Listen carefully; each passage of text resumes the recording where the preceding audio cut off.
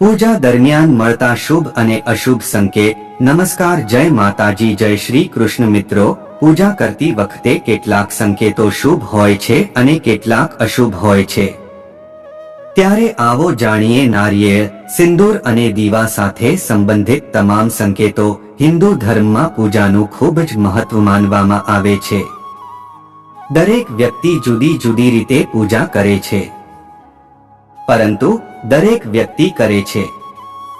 ભારતના દરેક રાજ્યમાં મંદિર, પ્રસાદ અને આરતી સંબંધિત કેટલાક ખાસ નિયમોનું પણ પાલન કરવામાં આવે છે।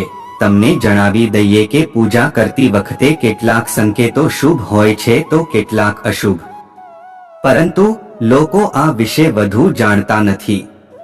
આવી સ્થિતિમાં અમે તમને જણાવીશું કે પૂજા દરમિયાન કયા સંકેતો અશુભ માનવામાં આવે છે। અયોધ્યાના જ્યોતિષ પંડિત કલ્કી રામનું કહેવું છે કે માનવ જીવનમાં દેવી દેવતાઓની પૂજા ખૂબ જ મહત્વપૂર્ણ માનવામાં આવે છે।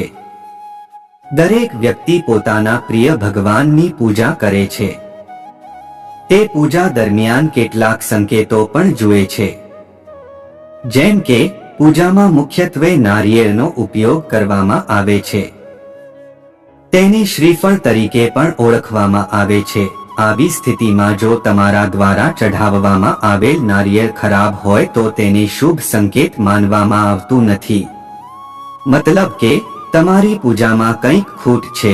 આ સિવાય પૂજા દરમિયાન દીવો પડવો પણ અશુભ માનવામાં આવે છે। આનો અર્થ એ છે કે વ્યક્તિને જીવનમાં આર્થિક સંકટનો સામનો કરવો પડશે। એ જ રીતે પૂજા દરમિયાન સિંદૂરની પેટી પડવી એ પણ અશુભનું પ્રતીક છે। તે જીવનમાં આવનારી સમસ્યાઓનો પણ સંકેત આપે છે। પૂજા દરમિયાન દેવી દેવતાઓની મૂર્તિઓ પરથી ફૂલો પડવાને શુભ સંકેત માનવામાં આવે છે।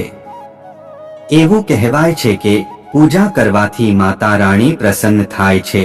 તેવી જ રીતે પૂજા દરમિયાન ચઢાવવામાં આવેલા નારિયેળમાંથી સૂકું નારિયેળ કાઢવાનો અર્થ છે કે ભગવાને તમારી પ્રાર્થના સ્વીકારી લીધી છે અને તમારી બધી મનોકામનાઓ પૂર્ણ થવા જઈ રહી છે।